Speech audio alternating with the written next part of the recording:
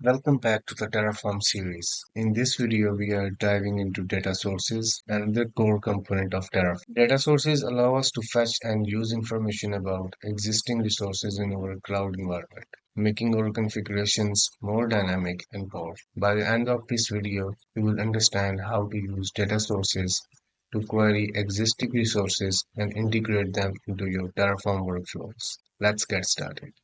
So far, we have been creating resources from scratch. But what if you need to reference or use information from existing resources in your environment? That's where data sources comes in. Data sources allow Terraform to fetch information about infrastructure resources that already exist. For example, you can use data source to get details about an existing VPC, AMI, or security group in AWS and use that data in your configuration. Using data sources helps you avoid hard coding information, reference dynamically updated data, seamlessly integrate Terraform with existing infrastructure. Let's say we want to launch an EC2 instance using an existing VPC and in a specific subnet. Instead of hard coding VPC, we will use a data source to fetch it dynamically. Here's how we can do it. So in your main.tf file, let's move our resource block and I will explain you everything here and then add this data source. This data source will fetch the default VPC for us as we have passed this default argument with true. And then let's move this here. This is AWS subnet data block. Its purpose is to fetch information about a specific subnet in an EC2 instance. Its purpose is to fetch the information about a specific subnet in an AWS VPC. Instead of hard coding the subnet ID like this, we use filters to dynamically identify the correct subnet. So using filter blocks, we can identify the correct subnets. So here we have used the data component and then AWS subnet data block. Inside AWS subnet data block, we have passed three filter arguments. Every single filter argument have another block, and inside this filter block, we have passed two arguments, name and value. For the name, we have used VPC ID, and for the value, we have passed data dot AWS VPC from here, and then dot default name of our AWS VPC data block, and then the ID of the VPC that is the attribute of our VPC. And then we have passed another filter name with an argument of name default for AZ, and then we have passed the filter to the value true. And then the third filter, we have passed two arguments name, availability zone, and the value US East 1A. So these are the actual fields that we have. The first filter ensures that the subnet belongs to a specific VPC, that we have the default VPC in our case. Here we use VPC ID as the filter name and its value is dynamically pulled from AWS default data block.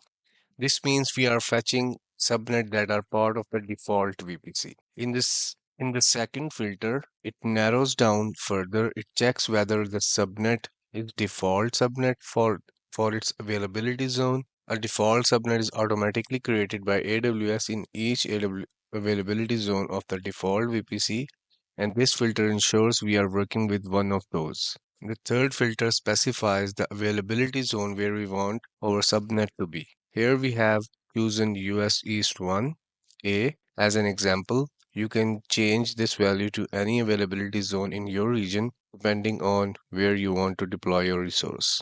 And now we will update this subnet ID argument in our AWS instance resource. Instead of using hard-coded subnet ID, we will remove this subnet ID and then we will use this argument. Inside this argument, we have passed the value like data, that is our data resource, this one, and then AWS subnet, this AWS subnet dot default, the name of our AWS subnet data block, and then the ID, the value that we will get in this data data block by passing these filters. So now what we will do is we will apply this. Let's run this configuration and see data source in action. I will do Terraform plan. You will see that Terraform queries AWS to fetch the default VPC, the information before planning the changes. I will pause the video here and I will come back once the output comes up. Now you can see that the Terraform queries to fetch the default VPC here before planning the changes. And after 5 seconds, Terraform data block was able to get the VPC ID. There is our default VPC in AWS. So this is the VPC that data block has successfully pulled inside the data block. And then data AWS subnet block started starting fetching the default value, and in then it was able to read the subnet ID as per the filters. This subnet ID it was able to get. If I go to console in the subnets, I will search. This is the one that Datablock was able to fetch the value for US East 1. And if I come here, this is US East 1. And then Terraform is about to create AWS instance with the availability zone in US East 1 and the subnet ID. I will search here. So you can see the subnet ID is this. This is what we have here, this one. So this is US East 1A as per our filters. And now we will do Terraform apply, and Terraform will now use the data source to fetch the VPC details and create the EC2 instance in the appropriate subnet, and that subnet is US East 1A, and that subnet is this one, which is our US East 1AZ. And Terraform is now about to create in this subnet, and Terraform is asking for approval.